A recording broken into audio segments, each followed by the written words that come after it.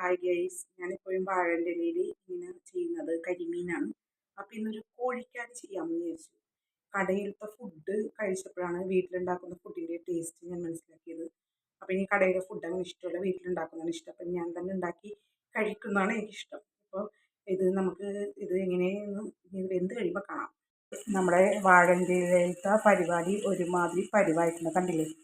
ചട്ടിയിൽ അങ്ങനെ കിടന്ന് വേഗം എന്നിട്ട് ഇനി ഓപ്പണാക്കി കാണിച്ചു തരാം. വെരി ടേസ്റ്റിയാണ്.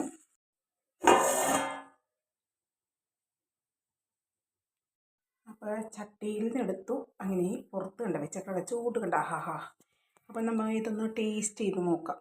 ഇവിടെ ചൂട് കാരണം അടിപൊളി സാധനം.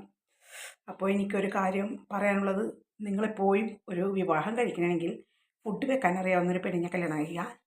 ഞാൻ പുറത്തെ ഫുഡ് തിന്ന് അപ്പോഴാണ് എനിക്ക് മനസ്സിലായത് പുറത്തെ ഫുഡും വീട്ടിലെ ഫുഡും തമ്മിലുള്ള വ്യത്യാസം. അപ്പോൾ എല്ലാവരോടും ബൈ ബൈ.